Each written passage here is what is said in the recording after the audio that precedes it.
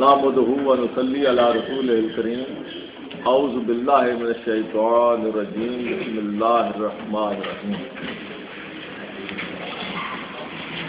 قل هو اللہ احد اللہ الصمد لم یلد ولم یولد ولم یکن لہ کفوا احد بسم اللہ الرحمن الرحیم قل اعوذ برب الفلق من شر ما خلق ومن شر غاسق اذا وقب ومن شر النفاثات في العقد ومن شر حاسد اذا حسد بسم اللہ الرحمن الرحیم قل اعوذ برب الناس مالک الناس الہ الناس من شر الوسواس الخناس الذي يوسوس في صدور الناس من الجنة والناس صدق اللہ۔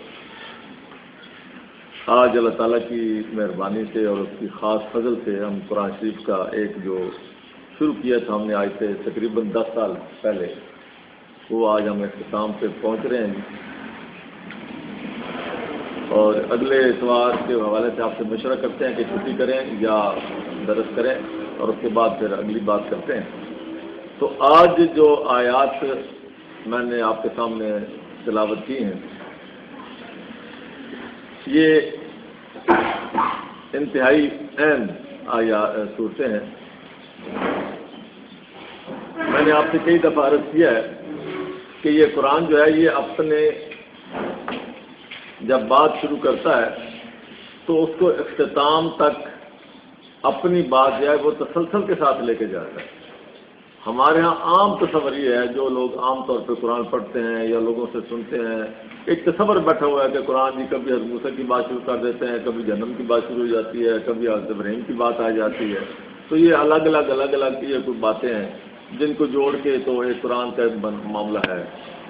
حالانکہ ایسا مسئلہ نہیں، قرآن کا شروع سے الحمد سے لے کے والناس تک یہ ایک مکمل دائرہ ہے جہاں سے بات شروع کی ہے اور وہیں سے ساری باتیں کرتے کرتے کرتے بات وہیں آ کے ختم کی ہے۔ جہاں سے بات جس مقصد کے لیے بات شروع کی تھی اس مقصد کو ایک لمحے کے لیے قرآن نے اوجل نہیں ہونے دیا۔ ایسا کبھی بھی نہیں ہوا کہ کوئی بات ادھر شروع ہو جائے کوئی ادھر شروع ہو جائے، مقصد وہی رہا ہے۔ اور کئی دفعہ میں نے آپ کو مثال دی ہے کہ جیسے ایک آدمی گاڑی میں بیٹھا سفر کر رہا ہو اور اس کے سامنے ایک اور آدمی ہو اور وہ اس کو سمجھا رہا ہو اس سفر کے بارے میں، اس کے سفر کے مقصد کے بارے میں اور اس سفر پہ جہاں اس کا انجام ہونا ہے اس کے بارے میں، تو ساتھ ساتھ کھڑکی سے باہر گزرتے ہوئے لمحات کو بھی ساتھ ساتھ بطور مثال بیان کرتا چلا جائے، تو اس کا مطلب یہ نہیں ہوتا کہ جب باہر کو مثالیں دے رہا ہوتا ہے تو وہ اس کی بات ختم ہو جاتی ہے یا وہ کوئی اور طرف شروع ہو گیا۔ تو قرآن ایسے ہی ہے۔ قرآن نے انسان کے سفر کے بارے میں، جو انسان کا سفر ہے جہاں سے اس کا آغاز ہوا ہے اور جہاں اس کا اختتام ہونا ہے، اب یہ انسان کے اپنے بس میں ہے کہ اس نے اس کا انجام کیسے کرنا ہے۔ فَإِمَّا شَاكِرًا وَإِمَّا كَفُورًا۔ تو قرآن آپ کو یہ بتاتا ہے انسان کو کہ یہ جو تم جا رہے ہو اگر ایسے کرو گے تو ایسے ہوگا، ایسے کرو گے تو ایسے ہوگا، اچھا کرو گے تو اچھائی ملے گی، برا کرو گے تو برائی ملے گی۔ یہ جو سفر کے دوران یہ سارا معاملہ ہے تو اس میں باقی قوم سمود، قوم عاد، قوم لوط، ان کی جو واقعات بیان ہوئے ہیں وہ اسی مثال میں سمجھانے کے لیے کہ دیکھ لو تم سے پہلے فلاں قوم نے ایسا کیا تھا اس کا کیا ہوا، دیکھ لو فلاں قوم نے ایسا کیا اس کے ساتھ یہ ہوا، فلاں کے ساتھ انعام و اکرامات ہوئے، فلاں کو عذاب ہوا، تم نہ چل جانا۔ تو وہ ساری مثالیں ہیں، وہ اس میں اللہ تعالیٰ کا جو بیان ہے، اللہ تعالیٰ کا جو کلام ہے اس میں کوئی بربتی نہیں، یہ پورا ایک نظم ہے۔ جہاں سے بات شروع کی ہے وہیں سے آ کے ختم کر کے دائرہ مکمل کر دیا۔ یہ تو ہے ایک بڑا دائرہ، پھر اس کے اندر چھوٹے دائرے بھی ہیں۔ ہر صورت بذات خود آپ تجربہ کر کے دیکھیں، میں نے کئی دفعہ لوگوں سے کہا بھی ہے اپنے سننے والوں سے کہ اس کا پہلا رکوع اور آخری رکوع کسی بھی صورت کا آپ دیکھیں، آپ کو معلوم ہوگا کہ جہاں سے بات شروع کی تھی اللہ تعالیٰ نے وہیں آ کے بات ختم کی، اور وہی بات ہے، یہ چھوٹے دائرے ہیں اس کے اندر۔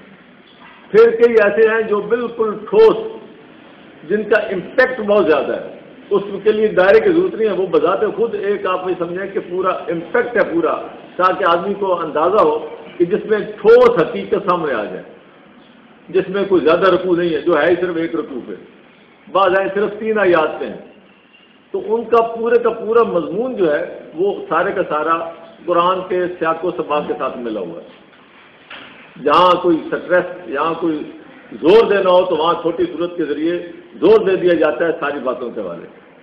آج جو ہم 3 صورتیں پڑھ رہے ہیں یہ سارے کا سارا در حقیقت اگر آپ قرآن کو آپ شروع سے لیں تو وہاں سے میں ٹائم انشاءاللہ تھوڑا سا لگاؤں گا، آج ٹائم ویسے بھی کم ہے، اور آپ حضرات کے لیے ایک اطلاع یہ بھی ہے کہ جاتے ہوئے کھانا بھی انشاءاللہ آپ کھا کے جائیں، اسی خوشی میں کہ آج ہم اس کو اپنے اختتام پہ پہنچ رہے ہیں، ہمارا دائرہ آج مکمل ہو رہا ہے۔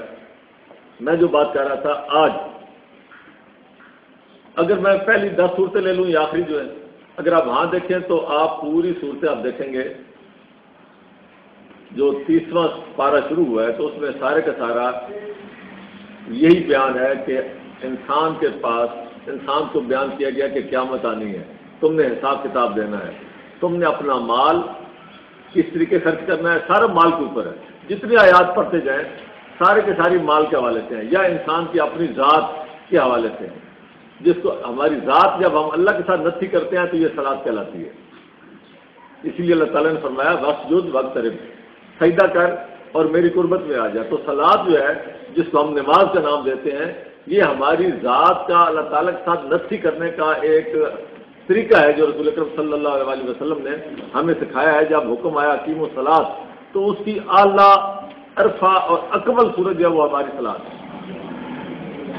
اور اس کے بعد جو ہم مال کی زکوٰۃ جو ہم خرچ کرتے ہیں، یہ ہمارا مال کا تعلق ہے کہ اللہ تعالیٰ ہمارے پاس 2 ہی چیز ہے، یہ ہمارا مال ہے، یہ ہماری ذات ہے۔ تو ہماری جان، ہماری ذات وہ کس کے ساتھ منسلک ہے؟ اللہ کے ساتھ، اور ہمارا مال جو ہے اسی اللہ کے حکم کے تحت ہم نے آگے خرچ کرنا ہے۔ یہ 2 اظہار ہیں، یہ ہے دین کے 2 پہلو، اقامت صلاۃ و ایتاء زکوٰۃ۔ یہ پورے کا پورا قرآن میں یہ دونوں پہلو ہمیشہ ساتھ ساتھ چلے ہیں، اور انہی کے حوالے سے سارا بیان ہوا ہے، انہی کے حوالے سے سارا زور دیا گیا ہے، اور انہی کے حوالے سے پوری تبلیغ ہے۔ اور آج بھی جو اس حوالے سے بات چل رہی ہے وہ بھی یہی ہے کہ پہلی 10 صورتیں اگر آپ دیکھ لیں تو وہاں بھی یہی ہے کہ دنیا کے سارے زور دنیا کے لوگ لگا لیں، جب ایک انسان اللہ کے ساتھ وابستہ ہو جاتا ہے یا اللہ پر بھروسہ کرتا ہے تو اللہ تعالیٰ کیسے اسباب پیدا کرتے ہیں، ہر طرح کے اسباب پیدا ہوتے ہیں۔ اللہ تعالیٰ کیف فعل ربک کا، بڑے ہاتھی والے آئے، آج کے دور میں بڑے بڑے ایٹم بموں والے آئے، سپر پاور آئیں، لیکن اگر آپ اللہ کے ساتھ آپ کا تعلق ٹھیک ہے تو کوئی آپ کا کچھ نہیں بگاڑ سکتا۔ جیسے ان کی ساری تدبیریں ناکام بنا دی گئی تھیں، آج بھی بنائی جا سکتی ہیں۔ تو یہ بتایا گیا کہ تمہارا اگر یہ معاملہ ٹھیک ہو، اللہ کے ساتھ تعلق ٹھیک ہو، تو دنیا میں کوئی سپر پاور آپ سے زیادہ اور کوئی نہیں۔ یہ ظاہری ایٹم بم، یہ میزائل، یہ چیزیں یہ کام نہیں آتی۔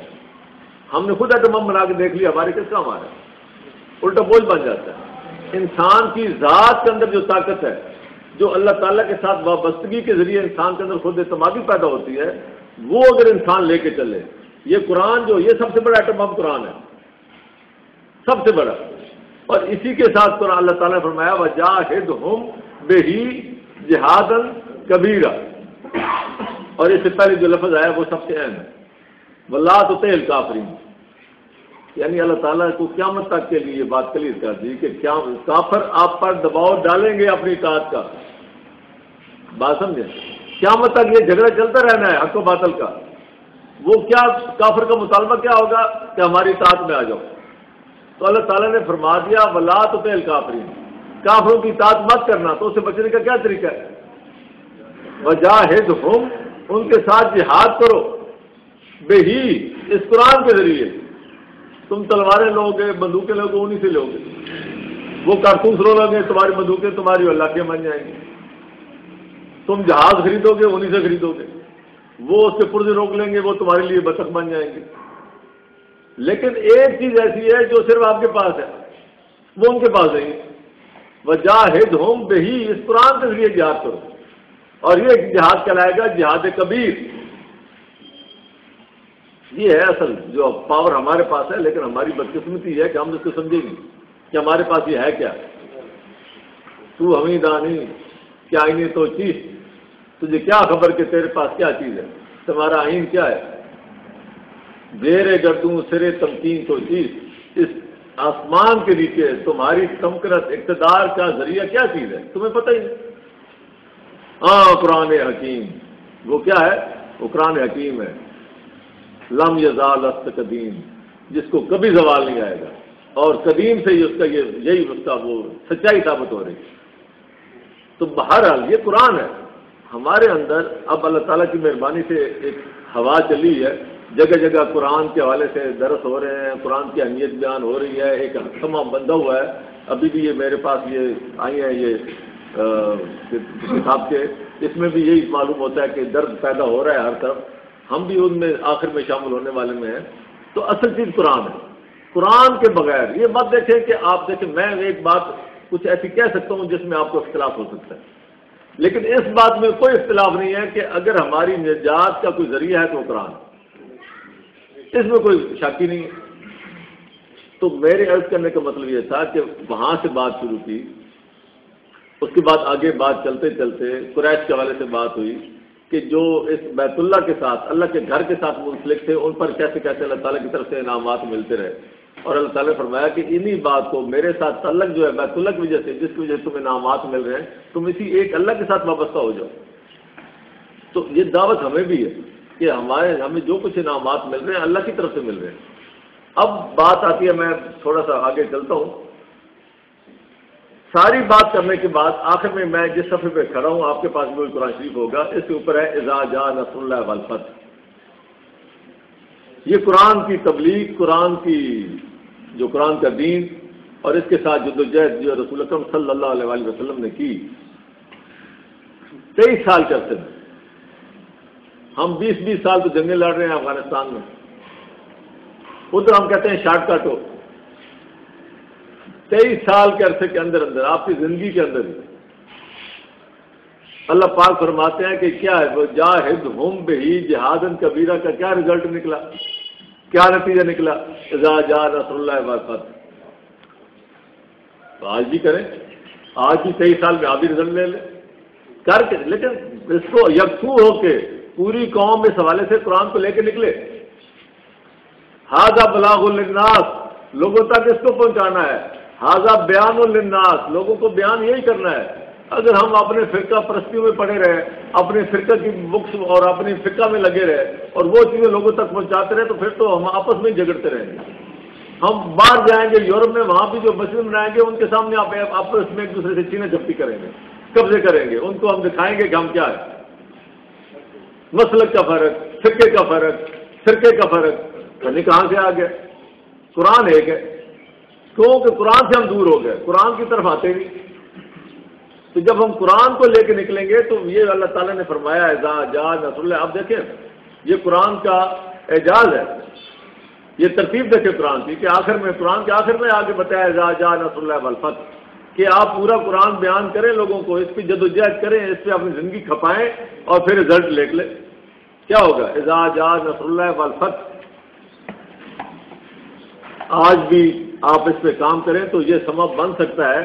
وَرَأَيْتَ النَّاسَ يَدْخُلُونَ فِي دِينِ اللَّهِ أَفْوَاجًا، تم بھی دیکھو گے کہ لوگ کس طرح جوک در جوک دین میں داخل ہوتے ہیں. یہ ایسے نہیں بتایا گیا، یہ قرآن کا معاملہ ہے. تو یہ ساری باتیں کرنے کے بعد اگلی بات کیا کی؟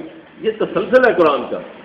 تبت یدا ابی لہب وتب، دنیا میں تمہارے مقابلے میں جتنی قوتیں آئیں گی ان کو ہم توڑ کے رکھ دیں گے. تمہاری فتح کے آگے یہ سارے روندے جائیں گے. ابو لہب کا کیوں ذکر کیا؟ ابو لہب ایک سمبل ہے اس لحاظ سے کہ وہاں تمام کے تمام رشتے ناطے، ہر طرح کے معاشرتی معاشی ہر طرح کے تعلقات اس کا ایک سمبل ہے.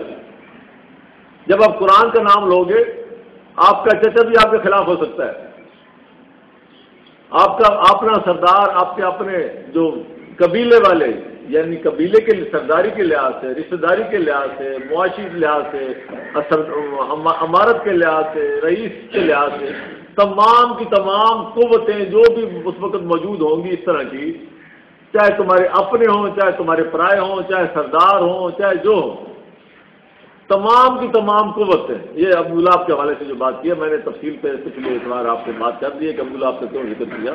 آج میں دوسرے حوالے سے بات کر رہا ہوں. یہ تمام قوتیں یہ دم توڑ جائیں گی، تب جدا بھی ان کے ہاتھ ٹوٹ جائیں گے، اور ان کے ساتھ جو بھی ان کا حمایتی ہوگا، جتنے بھی اس کے ساتھ ہوں گے، سب کا کیا انجام کیا ہے؟ جہنم. اب اس کے بعد اگلی بات آتی ہے جہاں سے آج ہم شروع کر رہے ہیں. کل اب رسول اکرم یہ سارا ہو گیا کام، یہ کام سارا ہو گیا. قرآن نے اپنی فتح مبین ثابت کر دی تو رسول اکرم سے کہا گیا کل. جہاں سے بات شروع کی تھی اب وہیں سے اب یہ دائرہ مکمل ہو رہا ہے. ہم نے وہاں سے بات شروع کی تھی الحمدللہ رب العالمین.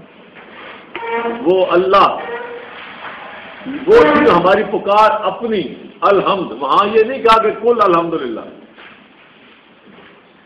وہ ہماری پکار تھی جب ہم وہ جس کو کہتے ہیں نا بنظر انصاف، جب ہم دیکھتے ہیں اس کائنات کو کہ پیدا کرنے والا کون ہے.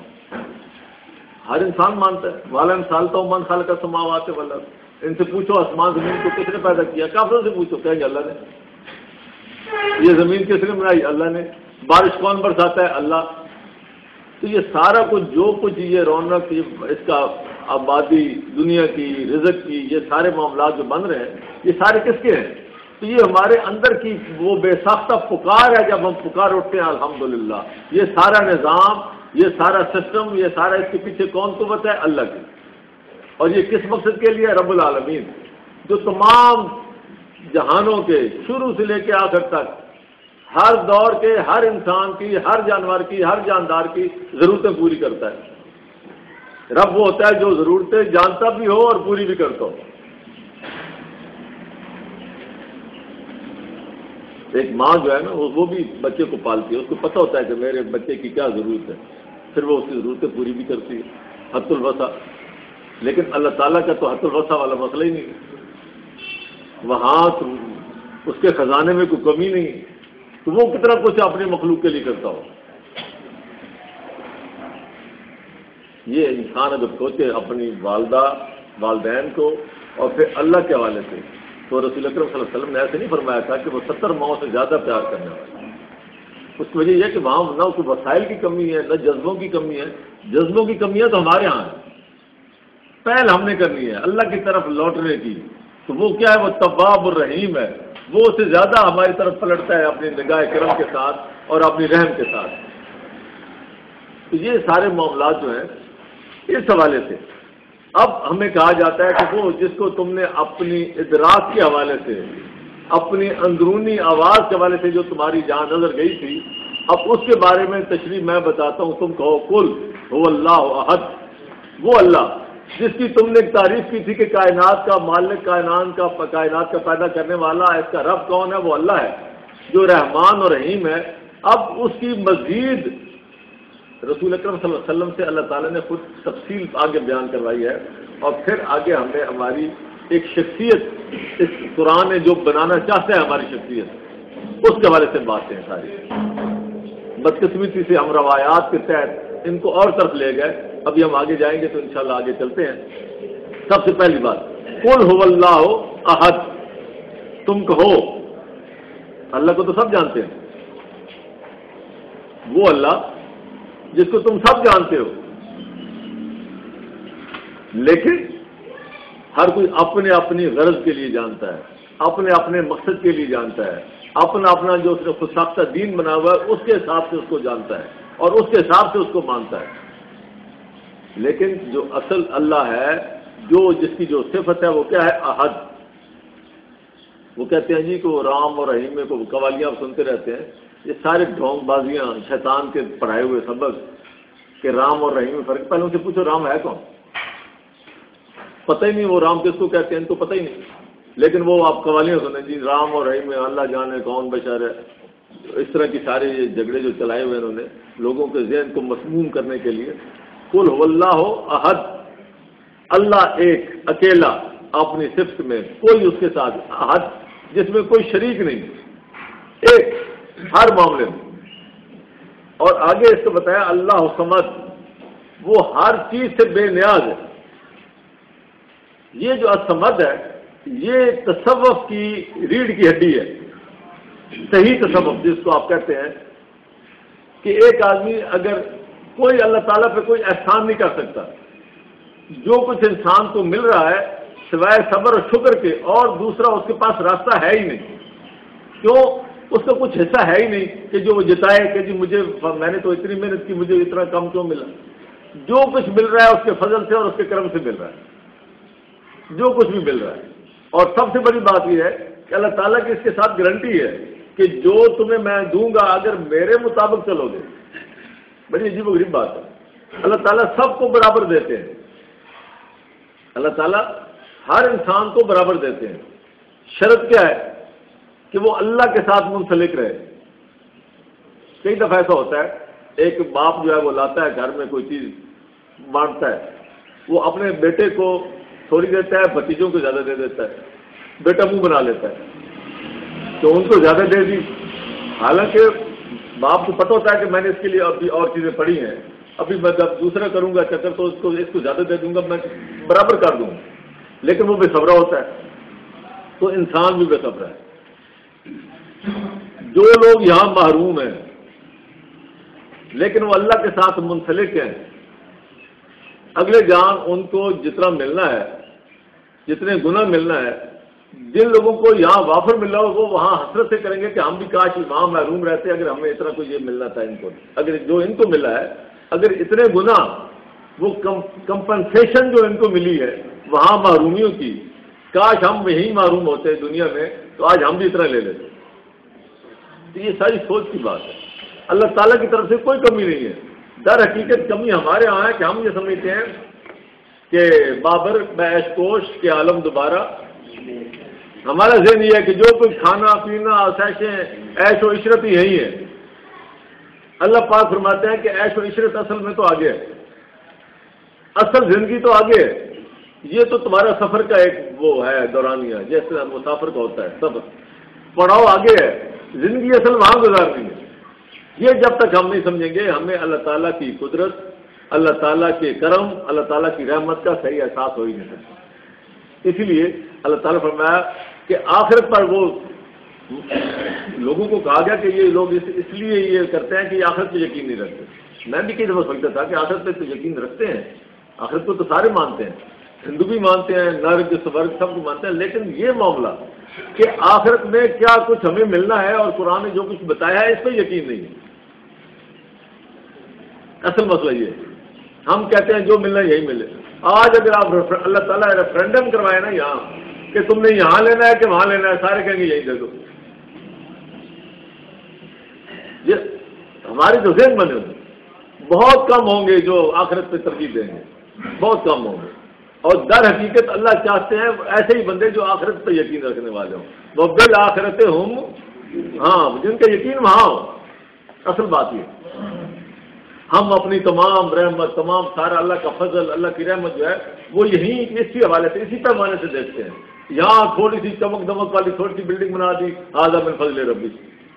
آخرت کی پرواہ نہیں کہ وہاں فضل کا کیا نظام ہے، وہاں میرے ساتھ کیا ہونا ہے، میں نے اس کی کیا تیاری کی. تو ہمارا سارا تانا بانا پہنچ اپروچ یہیں تک ہے. تو اللہ تعالیٰ فرماتا ہے کہ میں الصمد، بے نیاز.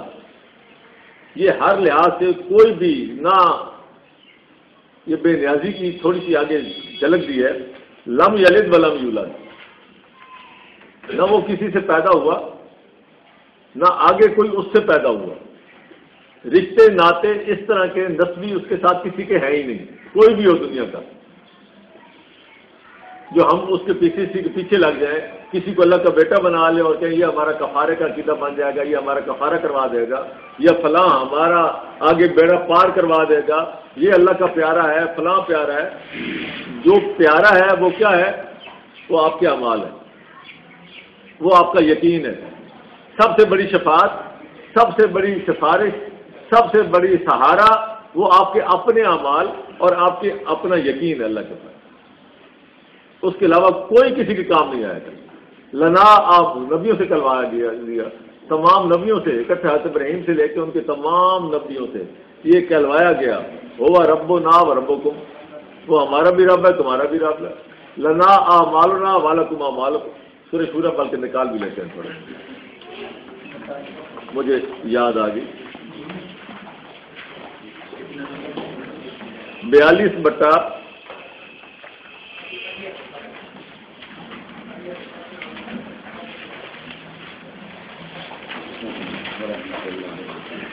ماشاء اللہ.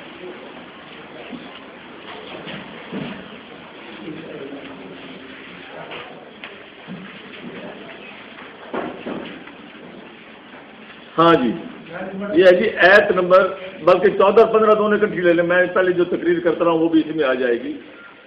14 اور 15 صفحہ نمبر 619. وما تفرقوا الا من بعد ما جاءهم العلم بغيا بينهم. لوگوں میں تفرقے اس لیے پڑ گئے، بلکہ اوپری آیت کی میں ایک پڑھ لیتا ہوں. ان اقیم الدین، دین پر قائم ہو جاؤ، ولا تتفرقوا فیہ، اور اس میں فرقے مت بناؤ. اور آگے فرمایا وما تفرقوا، لیکن یہ فرقے کیوں بناتے ہیں؟ یہ صرف اس لیے بناتے ہیں الا من بعد ما جاءهم العلم بغيا بينهم. یہ ایک دوسرے کی ضد میں، ایک دوسرے پر بڑھ چڑھ کے آنے میں، چھا جانے کی صورت شوق میں یہ کیا کرتے ہیں آپس میں، بغيا بينهم. اس کے بجائے قرآن آنے کے باوجود، العلم قرآن کو کہتے ہیں، قرآن ہاتھوں میں ہونے کے باوجود ان کے دل تنگ ہیں. یہ بغيا بينهم، ایک دوسرے پر بغاوت، چھا جانے کے لیے، یہ اس طرح فرقے کی بنیاد نہیں بنتی. اور اللہ تعالیٰ فرماتے ہیں کہ اگر میں نے ایک قیامت کا خاص وقت مقرر نہ کیا ہوتا تو میں یہی فیصلہ کر دیتا ان کے درمیان. اور آگے فرمایا ان الذین اورثوا الکتاب من بعدہم لفی شک منہ مریب. جن کو ہم نے یہ قرآن دیا ہے یہ سارے کے سارے کس میں، اسی قرآن کے بارے میں شک و شبہ میں پڑے ہوئے. کوئی کہتا ہے کتنی ایسے منسوخ ہو گئی، کوئی کہتا ہے اتنی منسوخ ہو گئی، کوئی کہتا ہے قرآن جو ہے وہ اس طرح سمجھ نہیں آتا، کوئی کہتا ہے اس کے بغیر سمجھ نہیں آتا، کوئی کہتا ہے وہ جب تک ہمارا پیر صاحب ہمیں نہیں سمجھائے گا اس کو سمجھ نہیں آئے گی، فلاں صوفی صاحب سمجھائیں گے سمجھ آئے گی، فلاں کی تفسیر ہوگی تو سمجھ آئے گی. قرآن کو انہوں نے پابند کر دیا، خود نہیں پڑھنا. صوفی صاحب کی دقیق کتابیں پڑھ لیں گے، قرآن نہیں پڑھیں گے. اور اسی کے بارے میں شک و شبہ میں اس میں یہ ایت تھی جو اب نہیں ہے، اس میں فلاں ایتیں تھی جو منسوخ ہو گئی. آج تک کوئی نہ کوئی لسٹ دے سکتا ہے کہ کتنی، کہتا ہے آپ ناسخ منسوخ کے قائل ہیں. پہلے یہ بتاؤ. میں نے کہا جی پہلے بتاؤ کون سی منسوخ کون سی ناسخ. نہیں پہلے بتاؤ عقیدہ ہے. میں کہا جی نہیں ہے، بس تم گمراہ. یعنی لسٹ کا پتہ ہی نہیں کسی کو، آج تک لسٹ ہی نہیں ہے کہ کتنی. قرآن سامنے ہے، ایتیں گنی ہی ہیں، لیکن کہتے ہیں جی یہ پتہ نہیں کتنی منسوخ ہے. جلال الدین سیوطی صاحب، امام جلال وہ فرماتے تھے کہ کتنی ہے جی 225 240. پھر وہ کہتے ہیں جی ہمارے دور میں کتنی رہ گئی 120. پھر شاہ ولی اللہ صاحب آئے، انہوں نے کہا جی کہ وہ گھٹتے گھٹتے گھٹتے اب مجھے ملی ہیں 20. پھر وہ کہتے ہیں میں نے غور و فکر کیا تو باقی رہ گئی 5. تو یہ اس کا مطلب یہ ہوگا کہ اللہ نے تو پھر کوئی منسوخ نہ کی. یہ 240 کس نے کر دی تھی، یہ 120 کس نے کر دی تھی.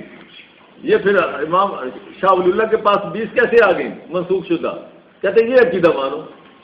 تو اس کا مطلب کہ ان کے فہم پر عقیدہ مانے کہ بھئی یہ صحیح ہے، اللہ نے تو کوئی لسٹ نہیں دی. تو یہ ہے قرآن کے بارے میں فی شک مریب، اسی کے اندر شک و شبہ میں پڑے ہوئے. اور آگے فرمایا فال ذالک فعد ہو، اور بس اسی کے لیے جو کام تمہارے ذمہ ہے تم دعوت دو. وَاسْتَقِمْ كَمَا أُمِرْتَ، اور اس پر قائم رہو جیسے تمہیں حکم دیا گیا ہے.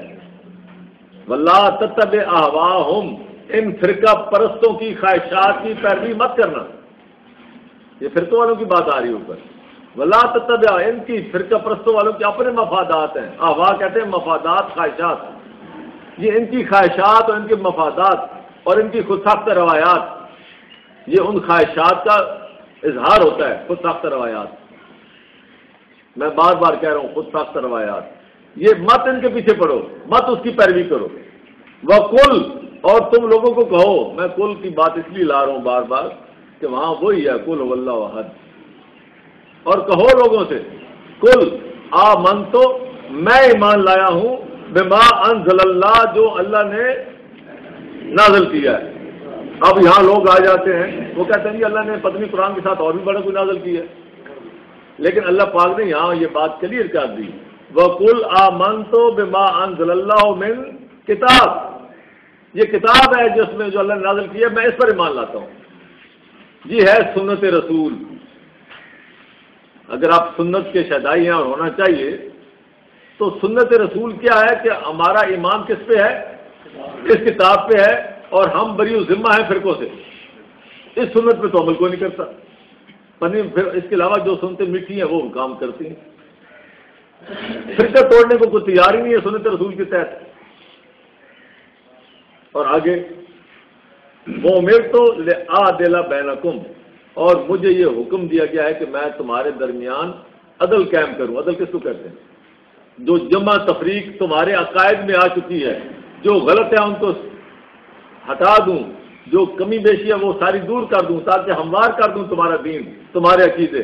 لِأَعْدِلَ بَيْنَكُمْ، اور اس کے بعد ہے اللہ ربنا و ربکم، اللہ ہمارا بھی رب ہے تمہارا بھی رب ہے۔ یہ رسول سے چلوایا جا رہا ہے، ایٹ پار کام کیا گیا ہے کہ اللہ جو ہے وہ کسی کے ذریعے میری تیرے اگے تو تیری اگے تو پھر اس دے اگے اللہ دے اگے، یہ اس طرح کا معاملہ نہیں ہے۔ ڈائریکٹ رسول سے چلوایا جا رہا ہے کہ جیسے وہ ہمارا رب ہے ایسے ہی وہ تمام امت کا رب ہے، ہر ماننے والے کا اسی طرح رب ہے۔ اور آگے لنا اعمالنا ولکم اعمالکم، ہمارے اعمال ہمارے لیے اور تمہارے اعمال، قرآن تمہارے پاس بھی ہے، رب تمہارے سامنے بھی ہے، اعمال تمہارے۔ کوئی نہیں ہے کہ میں فلاں میری کثرت نکلوا دے گا، میں فلاں کا وہ لجپال سمجھتے ہیں نا، جو میری شرم رکھ لے گا کہ میں اس کے پیچھے لگا رہا ہوں۔ کوئی وہاں شرم نہیں رکھے گا، ہر کس کو اپنی پڑی ہوگی۔ لنا اعمالنا ولکم لا حجت بیننا و بینکم، ہمارا تمہارے درمیان کوئی حجت اب نہیں رہی کہ تم اب کسی اور کے ذریعے سے ہمارے پیچھے پڑ جاؤ۔ اپنا اپنا کام کرو، اپنے اپنے اعمال کرو، قرآن تمہیں دے دیا، ساری بات سمجھا دی تمہیں، صحیح عقائد اعمال لِأَعْدِلَ بَيْنَكُمْ وہ دے دیے گئے۔ اللہ یجمع بیننا، اللہ ہمیں اکٹھا کرے گا سب کو، ہم نے بھی آنا ہے تم نے بھی آنا ہے، وَإِلَيْهِ الْمَصِيرُ، اور اسی کے پاس ہم نے لوٹ کے جانا ہے۔ تو اللہ الصمد، اس کے سامنے سب برابر ہیں، وہ سب سے بے نیاز ہے، ہر ایک نے اپنے اپنے اعمال کے ذریعے اللہ تعالیٰ کی قرب اور اللہ تعالیٰ کی بخشش اور اس کی رحمت کے ہر کوئی طلبگار ہو سکتا ہے۔ اور آگے چلتے ہیں، لم یلد ولم یولد، نہ اسے کوئی پیدا ہوا نہ وہ کسی سے پیدا ہوا، کسی بھی معاملے میں یہ وہ مقام ہے۔ یہ اگر میں تصوف کے حوالے سے بات کروں تو اس پہ گھنٹہ لگتا ہے۔ یہ وہ مقام ہے جہاں جا کے انسان کی تمام سوچ جو ہے وہ اپنی دم توڑ دیتی ہے۔ ایک مقام ایسا ہونا چاہیے، یہ عام فلسفے کی زبان میں بھی، اگر آپ کسی غیر مسلم کے سامنے بھی بات کریں کہ اس کو کس نے پیدا کیا، فلاں نے، اس کو کس نے کیا، فلاں نے، کسی بھی حوالے سے انسانی سوچ، وہ انسان کوئی بھی فرقے کا ہو سکتا ہے، کسی مذہب کا ہو سکتا ہے، کسی عقیدے کا ہو سکتا ہے، آپ اس کے ساتھ بیک پروسیس کریں۔ بارش کیسے ہوئی؟ بادلوں سے، بادل کہاں سے آئے؟ فلاں سے، وہ سورج سے، سورج کو کس نے پیدا کیا؟ اللہ نے، یا وہ بتائے کس نے؟ اور آگے اللہ کو کس نے پیدا کیا؟ ایک نقطہ ایسا ہوتا ہے جہاں جا کے انسان کی سوچ اور فکر جو ہے وہ دم توڑ دیتی ہے، اور جہاں انسان کی عقل، فکر، سوچ دم توڑتی ہے اس کے بعد اللہ ہے۔ دنیا کا کوئی فلسفی لے آئے اس سے آگے جا ہی نہیں سکتی۔ وَلَمْ يَكُنْ لَهُ كُفُوًا أَحَدٌ، اور کوئی بھی اس کے برابر، اس کی ہمسری کا دعویٰ کسی کے پاس ہے ہی نہیں۔ میں کئی دفعہ عرض کرتا ہوں، لوگ کہتے ہیں، نعرے لگاتے ہیں، یہ جھگڑے ہیں، کوئی کہتا ہے یا علی، کوئی کہتا ہے یا غوث۔ صرف سوچنے کی بات ہے، پوچھنے کی بات ہے کہ جب تم یہ کہتے ہو تمہارا مقصد کیا ہوتا ہے؟ اگر تم اس کو سنانا چاہتے ہو، اگر تم اس کو جب پکارتے ہو تو اس کا مطلب ہے کہ انہیں سنانا ہے، اور اگر اس کے پیچھے، پکار کے پیچھے کوئی مقصد نہیں ہے تو پھر بیوقوفوں والا کام ہے۔ یہ تو بالکل ایسی ہے جیسے گلی میں کوئی آدمی کسی کو حوالے لگاتا پھرے اور کوئی پوچھے بھائی کس کو بلا رہے ہو، کہ جی پتہ نہیں، میں تو ایسے ہی لگا ہوں، تو آپ کیا سوچیں گے اس کے بارے میں؟ اور اگر آپ کا کوئی مقصد ہے کسی کو پکارنے کا تو پھر آپ کو فیصلہ کرنا ہوگا کہ یہ وقت اس کے آرام کا ہے یا نہیں، یا اس وقت وہ کسی اور کی سن رہا ہے یا تمہاری سن رہا ہے، اس وقت وہ کس پوزیشن میں ہے، سویا ہوا ہے، جاگا ہوا ہے، اونگ آئی ہے، کیا ہے، تو کوئی ٹائمنگ نہیں ہے جس کو تم، اگر تو وہ ان سب سے ماورا ہے تو پھر تم نے اللہ کے ساتھ شریک کر دیا۔ اللہ تعالیٰ نے تو یہی بتایا نا کہ اللہ ہو لا الہ الا ہو الحی القیوم لا تاخذہ سنۃ ولا نوم۔ اس کا مطلب یہ ہے کہ جس کو تم پکارے ہو تم اس کو اس کیٹیگری میں لا رہے ہو کہ وہ زندہ ہے ہر وقت، وہ قائم ہے، وہ مجھے تھامنے والا ہے، میری آس پوری کرے گا، میری پکار سنے گا، اور اس کو نہ نیند آتی ہے نہ اونگ آتی ہے، اس لیے میں جس وقت پکاروں جب چاہوں پکاروں وہ میری پکار سنتا ہے۔ تو اللہ پاک فرماتا ہے وَلَمْ يَكُن لَّهُ كُفُوًا أَحَدٌ، کوئی ایک ایسی ہستی نہیں ہے جو اس معاملے میں اس کی برابری کرے، تو تم نے تو برابر کر دیا، اور شرک اس کو کہتے ہیں۔ تو بتا تو صحیح اور کافری کیا ہے، لیکن اگر آپ کہہ دیں کہ ہمارا یہ مقصد نہیں ہے ہم تو ویسے پکارتے ہیں، تو ویسے پکارنے والے کو اپنا ویسے بھی دکھانا چاہیے، کوئی مقصد ہونا چاہیے۔ بات آگے آتی ہے جی، بسم اللہ الرحمن الرحیم۔ یہاں جو یہ صورت تھی یہ بتایا گیا آپ کو کہ آپ کا واسطہ کس ہستی کے ساتھ ہے۔ میں نے جو آپ کو بات کی تھی، اگلی دو صورتیں اس معاملے سے اہم ہیں کہ میں اس سے پہلے تھوڑا سا تعارف کرا دوں آپ کو۔ یہ قرآن جو ہے یہ پورے کا پورا جب بیان ہوا اور آخر میں نے آپ سے کہا کہ ذا جاء نصر اللہ والفتح، قرآن کے آخر میں اللہ تعالیٰ نے فرما دیا کہ جب قرآن کے ساتھ تم نفسی ہوگے، قرآن کو آگے چلاؤ گے تو اللہ کی نصرت اور فتوحات تمہارے ہاتھ میں آ جائیں گی۔ اب اس کے بعد یہ تسلی کرائی گی کہ تمہارے تب یدا بلاو کہ جس طرح ہم نے کتنے کتنے بہادروں کے اور بڑے بااثر لوگوں کے ہاتھ توڑ دیے تمہارے لیے، ان کی قوت توڑ کے رکھ دی تمہارے لیے، تو ابھی بھی یہ سب کچھ ہو سکتا ہے۔ اور اب ہماری جو ہوتی ہے نا ہمیشہ انسان مورال اپ کرنے کے لیے، مورال جو ہے سب سے بڑی چیز ہوتی ہے انسان کا مورال، کہ اس کی ہمت، تو ہمت کو بلند کرنے کے لیے اور حقائق کی بنیاد پہ، یہ نہیں کہ جھوٹی موٹی۔ دنیا میں جب بھی جنگیں ہوتی ہیں تو دو قسم کی جنگیں ہوتی ہیں، کوئی نہ کوئی نظریہ دیا جاتا ہے، کوئی نہ کوئی، جیسے ہم جہاد کا نظریہ دیتے ہیں فی سبیل اللہ، یہ آگے سے انعامات ملیں گے، اکرام ملیں گے، سب کچھ ہوگا، تو جو مخالف ہوتے ہیں وہ بھی اپنا کوئی نظریہ لاتے ہیں، تو وہ اپنا مورال اپ کرنے کے لیے بعض کا یہ بھی ہوتا ہے وہ شراب اور شباب اس حوالے سے ان کو کرتے ہیں۔ تو اللہ تعالیٰ نے ہمیں یہ بتایا ہے ہمارا مورال جو اپ کرنے کے لیے کہ جس ہستی کے ساتھ تم وابستہ ہو وہ ہستی ایک اکیلی ہے، اگر تم اس کے ساتھ ہو اور مقابل اس کے ساتھ نہیں ہے تو پھر کوئی اور ہستی ایسی نہیں ہے جو اس کے مقابلے کی ہو اور وہ اسے کام لے سکے۔ دنیا میں اللہ کے مقابلے میں کوئی اور ہستی ہے ہی نہیں۔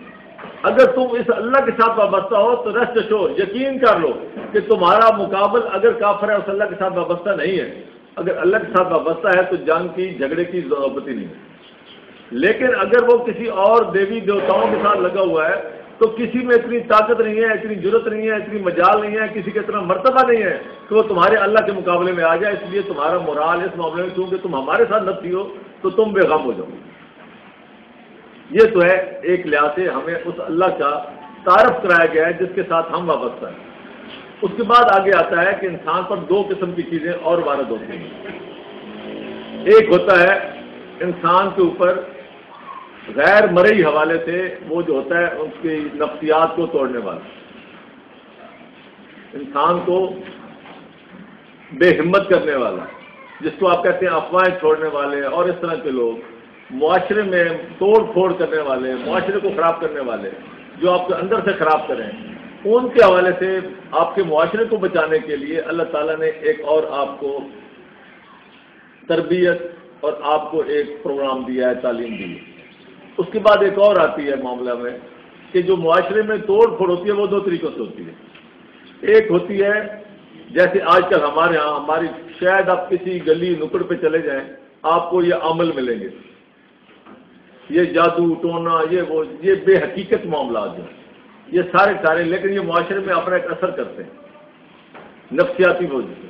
اور دوسرے وہ ہوتے ہیں جو باقاعدہ آپ کے اندر داخل ہو کے ففتھ کالمسٹ مان کے آپ کے اندر افواہیں چھوڑ کے وہ آپ کو توڑتے ہیں۔ تو آگے ان دونوں کے حوالے سے اللہ تعالیٰ نے انسان کی شخصیت کی وہ کمپوز کرنے کا آپ کو گر بتایا ہے کہ اگر آپ یہ دو چیزیں اپنے سامنے رکھیں گے اور قرآن کے ساتھ رہیں گے، اللہ سے وابستہ رہیں گے، تو یہ چار چیزیں اگر آپ کے ساتھ ہیں تو دنیا میں کوئی طاقت آپ کے سامنے ٹھہر نہیں سکتی۔ اب ہم آتے ہیں اس طرف جس کا ہم نے بہت ذرا اور طرف ہم لے گئے، وہ کیا ہے؟ قل اعوذ برب الفلق، اسی رب کی پہچان جو قل هو اللہ احد تھا، اسی رب کے حوالے سے کہ یہ رب جو فلک بیسیکلی ہر چیز جو پھوٹتی ہے، چاہے پاؤ پھٹے، چاہے فجر پھٹے، چاہے صبح ہو، چاہے کومپل نکلے، ہر چیز دنیا میں، چاہے نیچے سے معدنیات نکلیں، جیسے نیچے سے چشمہ نکلے، یہ فلک ہے۔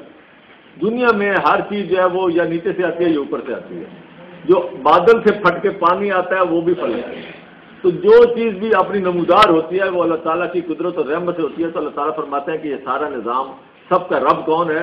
وہ اللہ ہے۔ تو بنیادی طور پہ جب انسان صبح سویرے ابتدا کرتا ہے تو وہ صبح جب پھوٹتی ہے تو در حقیقت وہاں سے ابتدا کی ہے کہ جو صبح کا رب ہے جس نے تمہارے لیے ایک نئی زندگی دوبارہ شروع کی ہے۔ نیند جو ہے وہ کیا ہے؟ موت کی بہن ہے۔ تو ہر صبح جو ہے وہ انسان کے لیے ایک نئی امید لے کے آتی ہے۔ تو جب بھی نیا دن شروع ہوتا ہے تو سب سے پہلے وہ رب الفلق، یہ سارا اب اللہ نے جو مجھے صبح دکھائی ہے، یہ کس نے دکھائی ہے؟ اسی رب نے جس کو میں کہہ چکا ہوں اللہ احد لم یلد ولم یولد۔ اب ومن شر ما خلق، جو چیز اس نے پیدا کی اس میں دو پہلو ہیں ہر چیز میں۔ پتھر ہے، یہی پتھر جو ہے معدنیات میں، اس سے آپ لوہا نکالتے ہیں، اسی سے آپ چاقو بناتے ہیں، اسی سے آپ بم بناتے ہیں۔ شر کے پہلو بھی ہیں، خیر کے پہلو بھی ہیں، یہ مسئلے آپ کے ہیں، آپ نے اس کو کہاں استعمال کرنا ہے۔ لیکن دونوں چیزیں ہر چیز کے اندر موجود ہیں۔ ایک ہی چاقو اگر ڈاکٹر کے ہاتھ میں ہو نشتر تو آپ کے لیے شفا ہے، ڈاکو کے ہاتھ میں ہو تو آپ کے لیے سزا ہے۔ تو یہ ساری چیزیں ہر معاملے میں آپ کسی چیز کو بھی دیکھیں۔ یہ آپ کے پاس پیسہ ہے، اگر آپ اس کو غلط طریقے سے استعمال کریں تو شر میں استعمال ہو سکتا ہے، آپ برائیاں خرید سکتے ہیں۔ وہی پیسہ آپ اللہ کے راستے میں خرچ کریں تو آپ خیر خرید سکتے ہیں۔ تو دونوں چیزیں، تو آپ جب اللہ تعالیٰ سے پناہ مانگتے ہیں شر کی، تو جو چیز جو وسائل آپ کے پاس ہیں ہر طرح کے، اس میں آپ اللہ تعالیٰ سے در حقیقت یہ دعا کر رہے ہوتے ہیں کہ یہ جو وسائل ہیں یہ خیر کے پہلو میں استعمال ہوں، میرے لیے نیکیوں میں اضافہ ہو، میرے لیے شر نہ پیدا ہو۔ تو یہ آپ اللہ تعالیٰ سے دعا مانگتے ہیں کہ میرا دن جو شروع ہو رہا ہے وہ اس حوالے سے۔ اب اس کے بعد آگے بات آتی ہے من شر غاسق اذا وقب، اور پھر اب یہاں ترجمہ کرنے والوں نے تو وہ لکھا جو کوئی کہتے ہیں جی اس میں چاند مراد ہے، جی غاسق کہتے ہیں گھسنے والا، اذا وقب جبکہ وہ اس میں گھس جائے۔ یہ در حقیقت یہ ان کی طرف اشارہ ہے، یہ جو چلے کاٹتے ہیں یا جوگی یا اس طرح کا جو معاشرے کے اندر ایک نظام بنا ہوا ہے ان کا بھی ایک شر ہے۔ میں آج صبح بلکہ ٹی وی پہ دیکھ رہا تھا کہ اسی طرح ایک آدمی نے کسی کو اپنا وہ پیر جیل یا عمل باندھ کے اور اسے اپنی بیوی قتل کرا دی، تو اس کا دل چاہیے پھر تمہاری یہ من سے مرادیں پوری ہوں گی۔ آج صبح میں دیکھ رہا تھا اتفاق سے۔ تو یہ جو لوگ ہیں یہ معاشرے میں اس وقت ہر طرف جب بھی معاشرہ کو زوال کے شکار ہوتا ہے یہ چیزیں بالکل اس طرح اگتی ہیں جیسے کہ نیچے سے وہ کھمیاں نکل آتی ہیں۔ ہر چوک میں آپ دیکھیں، ہر بازار میں دیکھیں، ہر اشتہار میں دیکھیں، اخبار بھرے پڑے ہیں، عمل آ گیا، کوئی شرازی، کوئی بخاری، کوئی کسی طرح کا، یہ سب کا سب جھوٹ کا پلندے۔ لیکن جب یقین اور ایمان کم ہو جاتا ہے تو پھر ان کی چاندی آ جاتی ہے۔ تو یہ اللہ پاک فرماتے ہیں کہ تم میری پناہ میں ہو، میری پناہ میں آ جاؤ گے ان چیزوں سے، ہر طرح کے شر سے میری پناہ مانگو، میں رب ہوں سب کا۔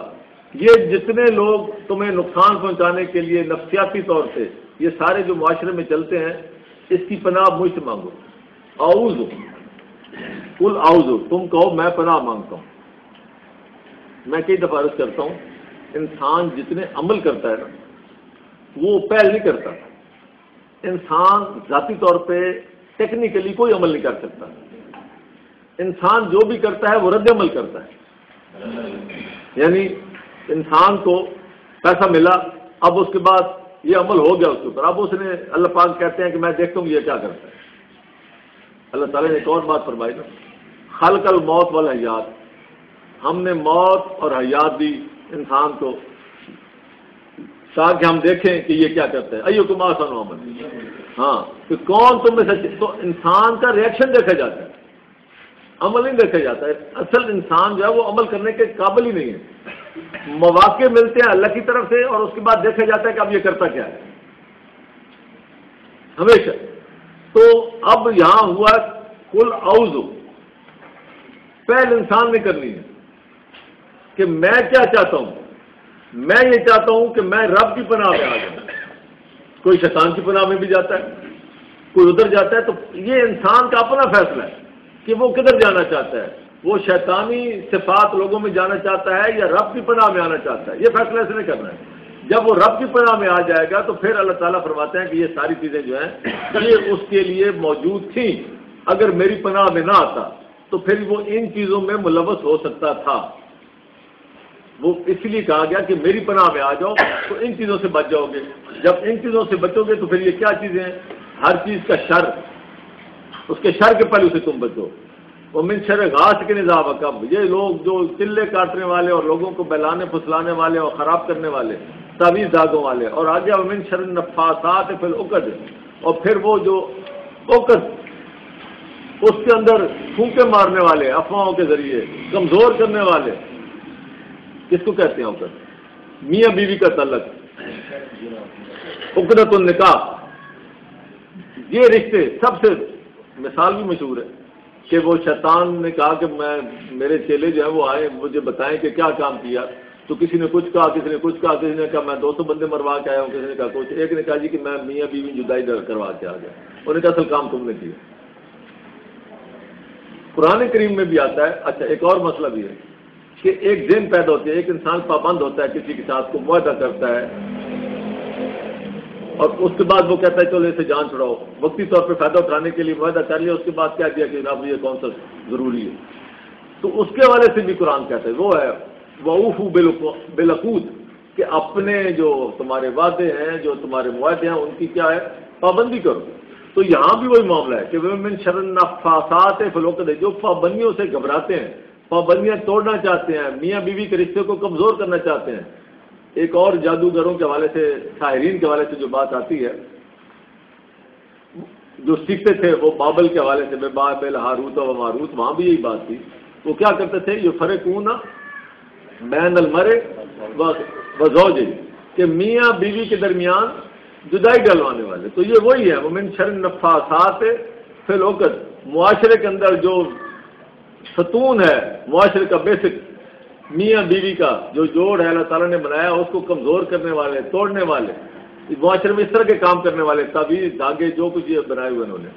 ومن شر حاسد اذا حسد, اور وہ لوگ جو حسد کا, یہ سارے کام حسد کے ذریعے ہوتے ہیں. جذبہ حسد کا ہوتا ہے کسی کے ساتھ, رشک کرو حسد نہ کرو.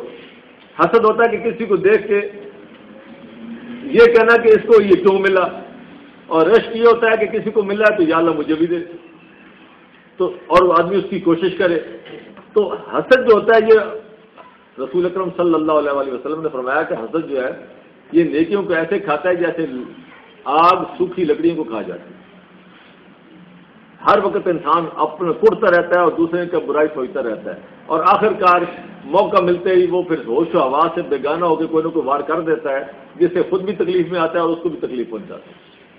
تو یہ معاشرے کے اندر یہ سارے کریکٹر موجود ہیں. لیکن اگر آپ اللہ کی پناہ میں آ جائیں گے تو سب سے پہلا آپ کو فائدہ یہ ہے کہ آپ ان جیسے نہیں بنیں گے, پہلی بات. نمبر 2, پھر آپ ان سے بچے بھی رہیں گے. ان کا تو کوئی پتہ نہیں, آپ کو کیا پتہ کون حسد کر رہا ہے, آپ کو کیا پتہ کہ کون آپ کا برا سوچ رہا ہے, آپ کو کیا پتہ کہ کس وقت کوئی شر آپ کے آ سکتا ہے. آپ گاڑی لیتے ہیں اپنے لیے, لیکن ممکن یہ ہے کہ اس کے اندر اللہ تعالیٰ معاف کرے ایکسیڈنٹ کا خطرہ ہو. آپ نے تو اپنی اچھائی کے لیے لی. تو ہر چیز کے اندر کوئی نہ کوئی پہلے دوسرے موجود ہوتے ہیں. تو اللہ تعالیٰ سے اس بات کی انسان جو ہے پناہ مانگتا ہے. اب یہ کیوں کہا کہ میں اللہ کی پناہ میں آؤں, یا انسان کیوں اللہ کی پناہ میں آتا ہے؟ ہمارے معاشرے میں یہ چیز موجود ہے کہ ہم دوسروں کی پناہ میں جاتے ہیں. فلاں جگہ پہ چڑھاوا چڑھاؤ جی, فلاں جگہ پہ اس کے شکرانے کے دو جی. یہ سارے کے سارے معاملات دوسری طرف بھی چلتے ہیں. وہ پھولوں کی مالا کسی اور جگہ پہ چڑھا کے آؤ جی, یہ سارے کے سارا, یہ ہم نے چیز خریدی ہے جی, سب سے پہلے فلاں دربار پہ چکر لگا کے آؤ جی. چھوٹے ہم ہوتے تھے تو ہمارا دربار ہوتا تھا تو وہاں یہی ہوتا تھا، کسی نے اگر مرغ لے آیا تو وہ بھی آگے قبر کے اوپر 4 چکر لگا کے پھر گھر لے گیا جی۔ تو یہ سارے کے سارے معاملات جو ہیں یہ موجود ہیں، معاشرے میں موجود ہیں اور ہمیشہ سے موجود ہیں، لیکن اللہ تعالیٰ فرماتے ہیں کہ تم اللہ کے ساتھ منسلک ہو جاؤ، یہ ساری چیزیں جو ہیں یہ سب ختم ہو جائیں گی۔ آگے قل اعوذ برب الناس، اب یہ وہ فزیکل معاملہ جب آتا ہے انسان کا، وہ نفسیاتی معاملہ تھا، اب فزیکلی آپ کا معاملہ ہے کہ میں لوگوں سے، اللہ کا جو انسانوں کا جو رب ہے میں اس کی پناہ میں آتا ہوں۔ وہ رب الفلق، وہ جتنی جمادات، ساری نباتات، سارا اس کے حوالے سے بات تھی، اب پوری انسانیت کے حوالے سے بات ہے، سب انسانیت کا پیدا کرنے والا بھی رب ہے۔ فرمایا مالک الناس، تمام انسانوں کا مالک، اور مالک ادھورا مالک نہیں ہے، یہ دنیا میں مالک اور آخرت میں نہیں ہے۔ جب سے انسان دنیا میں آیا ہے اور جب تک اس کا وجود ہے، چاہے جنت میں چاہے دوزخ میں، جب تک انسان ہے اللہ اس کا مالک ہے، اللہ نے کسی اور کے حوالے نہیں کر دینا۔ ایسے نہیں ہونا کہ یہاں سے ہم نے کوئی پکڑنا ہے اور امریکہ کے حوالے کر دینا ہے، ڈالر لے لینے۔ سب کا مالک اللہ ہی ہے، شروع سے لے کے آخر تک۔ الہ الناس، ان لوگوں پر بااختیار ہستی، اور کوئی بااختیار ہستی نہیں سوائے اللہ کے۔ ہم لوگوں کو بااختیار بناتے ہیں کہ اس کے ہاتھ میں یہ ہے، اس کے پاس یہ ہے، اس کے پاس فلاں طاقت ہے۔ اللہ پاک فرماتے ہیں کہ سب پر بااختیار کون ہے؟ میں ہوں۔ کوئی جتنا مرضی پہنچو وہ بزرگ آپ لے لیں، جتنا مرضی کوئی آپ پیغمبر لے لیں، سب کے اوپر آخر کار بااختیار ہستی کس کی ہے؟ اللہ کی۔ آگے من شر الوسواس فی الخناس، میں پناہ مانگتا ہوں وسوسے کے شر سے۔ یہ وسوسہ جو آتا ہے انسان کے اوپر مختلف حالات اور واقعات کے، وہ خود بخود ایک ڈرتا رہتا ہے، خوف پیدا ہو جاتا ہے، دلیری ختم ہو جاتی ہے کہ فلاں مجھے یہ نہ کر دے، وہ نہ کر دے۔ الخناس، اب خناس کون ہے؟ خناس وہ ہے الذی یوسوس فی صدور الناس من الجنۃ والناس، جنوں میں سے اور انسانوں میں سے۔ یہ ہر وقت جن انسان کے اندر القاء کرتے رہتے ہیں اور لوگ انسان کے اندر افواہ سازی کے ذریعے ان کے حوصلے پست کرتے رہتے ہیں۔ تو یہ سارے کے سارے معاملات جو ہیں یہ انسان کے حوصلے جو پست ہوتے ہیں یا اس کا جو مورال ڈاؤن کرنے والی باتیں ہوتی ہیں، تو اللہ تعالیٰ نے انسان کو یہ سکھایا ہے کہ وہ اگر میرے ساتھ وابستہ ہو جائے، میرے اوپر بھروسہ کرے، تو میں اس کے حوالے سے ایک مسئلہ اور بھی ہے۔ یہ اگر آپ سورہ فتح دیکھیں آپ کو ذرا تقابل کا پتہ چلے گا۔ مجھے ابھی بیٹھے بیٹھے خیال آیا،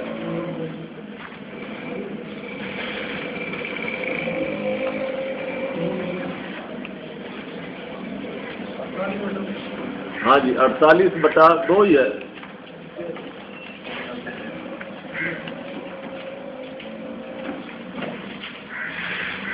والذی انزل السکینۃ فی قلوب المؤمنین، آتا ہے 4 صفحہ نمبر 656 جو قرآن شریف آپ کے پاس ہے۔ وہ ذات جس نے سکینت، اطمینان، تسلی نازل کی مومنوں کے قلوب میں۔ اس کے مقابل میں جب ہم اللہ کی پناہ میں آئیں گے تو اللہ تعالیٰ کی طرف سے ہمیں اطمینان، سکینت، سکون، تسلی، اس کی رحمت، اس کا فضل ہمارے اندر ظاہر ہوگا، پتہ چلے گا کہ اللہ میرے ساتھ ہے۔ اور جب ہم غیروں کے ساتھ لگیں گے، غیر اللہ کے ساتھ لگیں گے، شیطانوں کے ساتھ لگیں گے، تو وہاں کیا ہوگا؟ وہ وسوسے ڈالیں گے۔ تو سکینت کے مقابلے میں کیا چیز ہے؟ وسوسہ۔ جہاں وسوسے آتے ہیں تو اس کا مطلب یہ ہے کہ شیطان اور انسان دونوں، شیطان شیاطین الجن و شیاطین الانس، وہ اپنا کام کر رہے ہیں۔ لیکن اگر آپ اللہ کی پناہ میں آئیں گے تو اللہ کی طرف سے آپ پر سکینت ملے گی، اطمینان نازل ہوگا، تسلی نازل ہوگی۔ تو یہ ہے لیزدادوا ایمانا مع ایمانہم، کہ یہ تسلی اور سکون اتنا نظر آنے والی چیز ہوگی کہ اس کے ایمان پر ایک اور ایمان کا اضافہ ہوگا کہ واقعی اللہ میرے ساتھ ہے۔ یہ وہ مقام ہے جہاں انسان کہتا ہے کہ اگر باہر دشمن کا گھیرا بھی ہو اور اندر غار میں اکیلا ہو تو وہ کہتے ہیں لا تحزن ان اللہ معنا۔ یہ وہ ہے سکینت، یہ وہ ہے اطمینان۔ تو جب بھی اللہ تعالیٰ کی پناہ میں آپ آؤ گے تو اللہ تعالیٰ کی طرف سے آپ پر وہ تسلی نازل ہوگی۔ کوئی آپ کو یہ دھمکی نہیں دے سکے گا کہ جی ہم آپ کو پتھر کے زمانے میں پہنچا دیں، بشرطے کہ آپ اللہ کی پناہ میں آؤ، اللہ کے ساتھ لگ جاؤ۔ اب یہاں میں یہ بات ہماری ہوگی ختم. لیکن اب اس کے ساتھ ہمارا جو اور معاملات ہیں وہ یہ ہے کہ یہ دو آیات جو آخری ہیں ان کے بارے میں یہ کہا جاتا ہے کہ رسول اکرم صلی اللہ علیہ وسلم پر جادو ہوا تھا اور اس حوالے سے یہ دو صورتیں جو ہیں یہ نازل ہوئی. پہلی بات تو یہ ہے کہ جو لوگ بھی یہ کہتے ہیں وہ خود جو بھی ان کے قرآن کریم جس پہ وہ تفسیر لکھتے ہیں اس کے اوپر ان کو یہ مجبوراً لکھنا پڑتا ہے کہ یہ صورت مکی ہے. یہ جو صورت دونوں صورتیں ہیں یہ مکی صورتیں ہیں. مجھے سے غرض نہیں ہے، ہم اس میں پرواہ نہیں کرتے کہ مکی ہیں یا مدنی ہیں، لیکن جو لوگ یہ کہتے ہیں کہ رسول اکرم صلی اللہ علیہ وسلم پر جادو ہوا اور اس کے لیے روایات لاتے ہیں، ہم یہ کہتے ہیں روایات کے حوالے سے. پہلی بات تو یہ ہے کہ جتنی بھی بخاری شریف مسلم شریف یہ سارا جو ہے اس میں جو کچھ بیان ہوا ہے وہ 100%. پہلی بات یہ ہے کہ امام بخاری معمور من اللہ نہیں تھے، انہوں نے چھانٹی کی ہے 6 لاکھ بقول ان کے 6 لاکھ کی چھانٹی کر کے 4000 کچھ یا کم و بیش جو کچھ دیا انہوں نے اپنی عقل شعور سمجھ کے مطابق کام کیا ہے. اللہ تعالیٰ ان کو غریق رحمت کرے. انہوں نے ایک بہت بڑے طوفان جو تھا اس میں بچا کے آپ کو صرف 4000 تک محدود کیا. اس کے بعد امام مسلم تشریف لائے، انہوں نے امام بخاری کی کچھ روایات کو چھوڑ دیا کہ میری تسلی نہیں ہے اور کچھ اور لے لی. تو رد و قبول کا سلسلہ جمع تفریق کا سلسلہ انہوں نے کیا. اس کے بعد باقی والوں نے بھی کیا. تو یہ چونکہ امام بخاری کا معمور من اللہ کام نہیں تھا کہ بھائی بطور اللہ کی طرف سے یہ کچھ تھا، ایک بشری بہترین کوشش تھی. تو اب اگر اس میں یہ بات آ گئی ہے کہ رسول اکرم پر جادو ہوا تو اس کا صحیح طریقہ یہ ہے کہ ہم قرآن کے ذریعے دیکھیں کہ آیا یہ بات ان کی ٹھیک ہے یا غلط ہے، یا یہ بھی ان غلط روایات میں ایک آ گئی ہے جس کو امام مسلم نے نکالنا چاہا تھا یا نکالنا چاہیے تھا. جو بھی ہوا ہے یا یہ ان کی بشری کسی اس کی وجہ سے، کیونکہ وہ انسان تھے انہوں نے لے لی سند کے حوالے سے روایت کے حوالے سے ان کو مضبوط لگی انہوں نے لے لی. لیکن پہلی بات تو یہ ہے کہ میں آپ کو 2-3 باتیں بتاتا ہوں. جو روایات آتی ہے میں اس کا ایک آپ کو لبے لباب دکھاتا ہوں. میں صرف 10 منٹ لوں گا. جو جادو ہوتا ہے نا یہ سارے کا سارا ذہنی برتری کا کھیل ہے. کوئی آدمی جو جادوگر ہے اگر وہ خود مخبوط الحواس ہے یا خود وہ ذہنی اس کی پریشانی یا اس کشمکش کا شکار ہے تو وہ کسی پہ جادوکاری نہیں کرتا. یہ سارے کا سارا ایک نفسیاتی کھیل ہے. یہ پہلے دوسرے آدمی کو باور کرایا جاتا ہے کہ ابھی جس کے سامنے ہم تمہیں لے جا رہے ہیں وہ بڑا عقل مند ہے، وہ بڑا یہ ہے، اس نے اتنے فلاں کو یہ کر دیا فلاں کو یہ کر دیا. کچھ کیا دے پورا سما باندھا جاتا ہے، اس کو مرعوب کیا جاتا ہے، پھر جا کے اس کے سامنے پیش کیا جاتا ہے، پھر وہ اس کے اوپر کو عمل وغیرہ کرتا ہے اور اس کے بعد پھر وہ اس میں کچھ اثرات آتے ہیں. تو اس لحاظ سے جادو اسی پہ ہوتا ہے جو پہلے یہ مانتا ہو کہ میں جادو ہو سکتا ہے. جس آدمی کو پتہ ہی نہیں کہ دنیا میں جادو نام کی کوئی چیز ہے، کوئی آدمی جتنے مرضی اس پہ پھونک کے مارتا رہے اس کو پتہ ہی نہیں جادو ہونا ہی نہیں. اب مسئلہ رہ گیا رسول اکرم صلی اللہ علیہ وسلم کا. یہ کہتے ہیں جی کہ ایک یہودی نے اپنی بیٹی کے ساتھ مل کے رسول اکرم پر جادو کر دیا اور یہ کم و بیش 1 سال تک اس کے اثرات رہے اور آخری 6 مہینے تو ایسے تھے کہ آپ کوئی کام نہیں کیا ہوتا تھا تو آپ سمجھتے تھے کہ میں نے کر لیا، اور آپ کو بعض بات کوئی چیز نظر سامنے کوئی نہیں ہوتا تھا تو آپ کو نظر آتی تھی کہ شاید وہ ہے. یہ میں نے پڑھا ہے جو کوئی روایاتی میں اور تفہیم القرآن میں جو کوئی لکھا ہوا، اور آپ پر پریشانی اور گھٹن اور یہ سارا معاملہ آپ پہ طاری رہتا ہے. اب آپ سوچیں کہ رسول اکرم صلی اللہ علیہ وسلم کے حوالے سے جو رسول ہوتا ہے، جب طالوت کو بنایا گیا سردار کمانڈر ان چیف تو انہوں نے اعتراض کیا کہ آپ نے طالوت کو کس بنیاد پہ ہمارا لیڈر بنا دیا. اللہ تعالیٰ نے فرمایا کہ یہ جسم اور علم میں ہم نے اس کو فوقیت دی ہے اس بنیاد پہ. اور نبی جو ہوتا ہے وہ تو ہوتا ہی سراسر علم ہے. علم کا یہ قرآن جو العلم ہے یہ اسی کے ذریعے سے آتا ہے. وہ کہتا ہے کہ یہ قرآن ہے تو ہم نے مانا یہ قرآن ہے. اس نے ہمیں قرآن دیا. اب جو العلم جس کے سینے میں ہے اور مکہ میں اس کے ساتھ یہ صورتیں بھی آ چکی ہیں، اب اس کے اور جو ذہنی نبی جو ہوتا ہے وہ ذہنی برتری اور ذہنی مضبوطی کے لحاظ سے معاشرے کا مکمل ترین فرد ہوتا ہے، اور اس کو ایک یہودی اور اس کی 12 سالہ لڑکی وہ مل کے اور اس پر جادو کر لیں، یہ کوئی ایسی چیز نہیں کہ کسی نے پتھر پھینکا اور آپ کو مارا، یہ تو سارا نفسیاتی کھیل ہے۔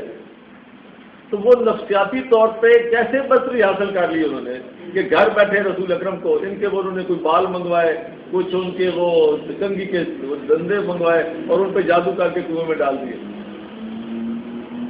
یہ کوئی بات سمجھنے والی ہے ہی نہیں۔ اور پھر جب آپ کی کیفیت یہ ہو کہ آپ نے ایک کام نہیں کیا اور سمجھ کیا، تو مطلب کہ آپ اپنی بیوی کے پاس نہیں گئے لیکن آپ سمجھے ہوئے کہ میں بیوی کے پاس گیا ہوں، تو اس کا مطلب ہے وہ تو ہر وقت ذہن میں یہی ہوگا بس ہوتا کہ میں ابھی نہا لوں، میں غسل کر لوں، میری نماز کیسے ہوگی، میں کیا کروں۔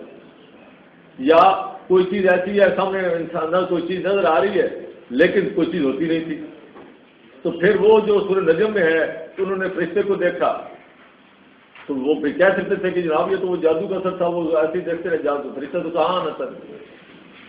یہ سارے معاملات جو ہیں وہ تو سارے ویگ ہو جاتے ہیں، پورے کا پورا دین جو ہے وہ کہیں گے جی بھائی آئی نہیں، یہ ایسے ہی دیکھ لیا کہ بھائی آ گئی، یہ تو جادو کا اثر کے تحت ہوا۔ اور یہی وہ معاملہ تھا، 2 دفعہ قرآن شریف میں آتا ہے، سورہ انبیاء میں آتا ہے، سورہ بنی اسرائیل میں آتا ہے کہ وَيَقُولُ الظَّالِمُ، ظالم یہ کہتے ہیں ان تتبعون 17/،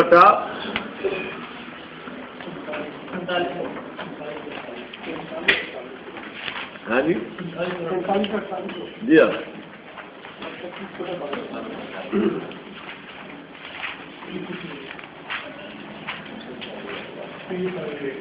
اذ یقول الظالمون، جب ظالم کہتے ہیں ان تتبعون الا رجلا مسحورا، کہ تم تو اس کی اتباع کر رہے ہو جس پر جادو کیا گیا ہے۔ یہ رجلا مسحورا یہ الزام کس کا تھا؟ یہ ظالم کا۔ ظالم لوگ یہ کہتے تھے کہ یہ کون سا ہے، یہ جادو زدہ ہے۔ جو یہ کہتے تھے کہ یہ رجل مسحورا ہے، قرآن ان کو کیا کہہ رہا ہے؟ نعوذ باللہ من ذالک، ہم تو ظالموں میں شامل ہو رہے ہیں، ہم تو ظالموں میں شامل ہو رہے ہیں۔ اب آپ اگلی آیت پڑھیں اس کے ساتھ، انظر، رسول سے خطاب ہے کہ یہ دیکھو یہ ظالم جو ہیں جو تمہیں رجلا مسحورا کہہ رہے ہیں، ذرا تم دیکھو کیف ضربوا لک الامثال، یہ تمہارے لیے کیسی مثالیں بیان کرتے ہیں۔ یعنی رسول اکرم صلی اللہ علیہ وسلم کو اگر جادو ہوا ہے تو یہ بات کہنے کی کیا ضرورت ہے کہ دیکھو یہ ظالم، ان کو ظالم کہنے کی کیا ضرورت ہے؟ اب جب تھے ہی رجل مسحورا آپ پر جادو ہوا ہے تو پھر وہ ظالم کیسے ہو گئے؟ جو آدمی صحیح بیان کر رہا ہے اس میں جادو کیسے ہو گیا؟ اور فرماتے ہیں فضلوا، بس یہ گمراہ ہو رہے ہیں، جو رجل مسحورا کہتے ہیں وہ ظالم بھی ہیں گمراہ بھی ہیں۔ فلا یستطیعون سبیلا، ان کو کوئی اور راستہ نہیں آتا یہ الزام لگانے کے علاوہ۔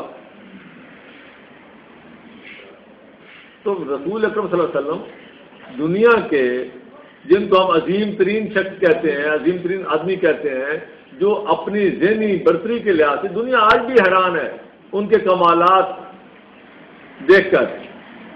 ہم تو رسول سمجھتے ہیں ان کو وہ معمولی کمالات سمجھتے ہیں نا، ہم تو کہتے ہیں رسول سے بس یہی بڑا کمال ہے۔ جو غیر مسلم ہیں جنہوں نے وہ 100 عظیم آدمی میں سب سے ٹاپ پہ سب سے اول نام رسول اکرم کا لکھا ہے، وہ خود حیران ہے کہ اتنا عظیم انسان ہسٹری میں آج تک پیدا نہیں ہوا جس نے اپنی زندگی میں ایک انقلاب کی بنیاد رکھی اور اپنی زندگی میں ہی انقلاب کو پروان چڑھ کے دیکھ لیا، اس کا پھل کھا لیا۔ جو ایک 12 سال کی لڑکی اور ایک یہودی سے جو جادو، در حقیقت یہ سارے یہودیوں کے ہی کمال ہے۔ وہ یہ کہتے ہیں کہ ہمارے نبی کے سامنے، حضرت موسیٰ کے سامنے کتنے جادوگر آئے، آپ نے ان کو ایسے کر دیا، اور آپ کا نبی ہمارا ایک یہودی، معمولی یہودی اور ایک لڑکی اس نے چھا گیا آپ کے نبی پہ۔ اسی طرح اس سے اصل میں ہم لوگ سمجھتے نہیں، ہم کہتے ہیں چونکہ سند ٹھیک ہے اس لیے واقعہ ٹھیک ہے، ہم کہتے ہیں سند اپنی جگہ پہ، لیکن قرآن کی مطابقت بہت ضروری ہے۔ سند کہتی رہے کہ اللہ دو ہے، میں مثال دے رہا ہوں، سند کتنی مرضی صحیح ہو، قرآن کہتا ہے کل ہو تو میں اس کو لوں گا یا سند کو لوں گا؟ قرآن کہتا ہے کہ یہ جو ظالم کہتے ہیں وہ رجل المسحورہ جو ہے وہ ظالم کہتے ہیں، اور وہ کیا ہے، وہ گمراہ ہے۔ اب اس کے بعد میں جو بات کر رہا تھا، کہتے ہیں جی کہ روایات میں یہ جو سندیں آئی ہیں اگر ہم ان کو چھوڑ دیں تو ہم تاریخ سے بہت سارے تاریخی ورثے سے معروم ہو جائیں گے۔ بھائی تاریخی ورثے سے معروم ہوتے ہیں تو ہوں، یہ ایک جادو 5,94,000 روایتوں کو چھوڑ دیا تو تاریخی ورثے سے معروم نہیں ہوئے، اس ایک روایت سے جو قرآن کے خلاف ہے اس سے ہم تاریخی ورثے سے معروم ہوتے ہیں۔ سمجھنے والی بات۔ پھر اس کے بعد بات یہ ہے کہ جی آپ پر کیا ہوا، یہ 2 صورتیں نازل ہوئی، پھر آپ ایک ایک آیت پڑھتے جاتے تھے، ذرا بات سمجھنے والی، اور وہ جو جادو نکالا اس میں وہ گانٹھیں دی ہوئی تھی تانت کی رسی میں، تو وہ 11 کے 12 وہ گانٹھیں تھی، تو آپ ایک ایک آیت پڑھتے تھے اور وہ کھولتے جاتے تھے تو آپ جادو کے اثر سے آزاد ہو گئے۔ سوال ہی پیدا ہوتا ہے کہ یہ سارا واقعہ جو بیان کیا جاتا ہے یہ مدینہ میں ہے، اور یہ 8 ہجری کے بعد کا واقعہ ہے، 7 ہجری کا کر لیں، اور یہ صورتیں مکی ہیں، تو آپ کو پورا سال یا 6 مہینے آپ کو پتہ نہیں تھا کہ یہ مجھے جو صورتیں ملی ہیں میں سے وہ اپنا جادو اتار لوں؟ آج کے مسجد کے مولوی صاحب یا چوک میں بیٹھے ہوئے عمل صاحب وہ تو سارے عمل کر کر کے آپ کے جادو اتارتے ہیں، تو رسول اکرم کو معلوم نہیں تھا کہ میں بھی کوئی جادو اتار لوں اس کا؟ یعنی نعوذ باللہ رسول اکرم کو اس طرح ہی سمجھ لیا انہوں نے کہ ہر لحاظ سے وہ کسی اتنے جھگڑے گئے ہیں کہ ان کے ہوش آواز بھی کام نہیں کر رہے تھے، اور پورا سال اور 6 مہینے لگا دیے جادو میں۔ اس کے بعد اگلی بات، میں نے کئی دفعہ یہ وہاں میں نے آخر میں لکھا بھی ہے،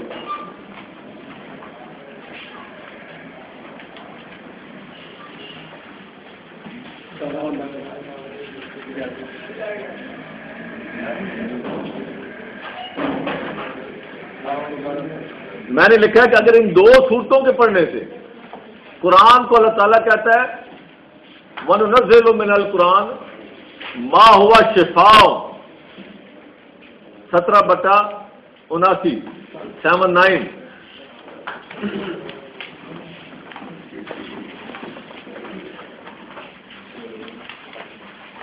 آخری بات کروں گا اس کے بعد بات ختم ہوئی۔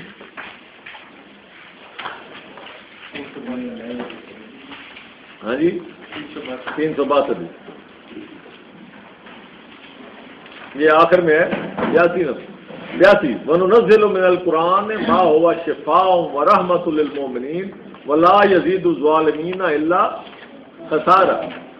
قرآن یہ کہتا ہے کہ یہ قرآن پورے کا پورا کیا ہے، شفا ہے، تو کیا یہ 2 صورتیں ہی رہ گئی تھی شفا کے لیے؟ پورا قرآن آپ کے پاس موجود تھا، پورا قرآن موجود تھا، پورے کا پورا قرآن شفا ہے، تو کیا جب اچھا پھر ایک اور بات، یہ 2 صورتیں تو آپ کے سینے میں محفوظ تھیں، مکہ میں نازل ہو چکی تھی، تو یہ دونوں صورتیں بھی آپ کے اندر محفوظ ہیں، پورا قرآن آپ کے سینے میں محفوظ ہے، تو اب کیا کرنا تھا کہ آپ پڑھے بغیر قرآن کا اثر نہیں ہے؟ آپ ہر وقت اس کی تلاوت کرتے ہوں گے۔ آپ صحابہ کرام کو روایات موجود ہیں کہ آپ ان کو کہتے تھے کہ آپ اس وہاں پڑھا کریں، اپنی نمازوں میں ان صورتوں کو پڑھیں، تو صحابہ کرام بھی پڑھتے تھے، آپ بھی پڑھتے ہوں گے، تو پھر جادو کیسے ہو گیا؟ یہ جو کسی اس وقت نازل ہوئی تھی، پھر جب دیکھتے ہیں کہ یہ مکی صورتیں ہیں تو پھر بہانے بناتے ہیں وہ جو دوبارہ نازل ہوئی، نعوذ باللہ پہلے آپ بھول گئے تھے کہ یہ بھی میرے پاس ہے۔ بہت ساری باتیں ہیں کرنے کی، میں ذرا ٹائم چونکہ کم ہے، آپ حضرات کے لیے کھانے کا بھی بندوبست ہے، وما علینا الا البلاغ۔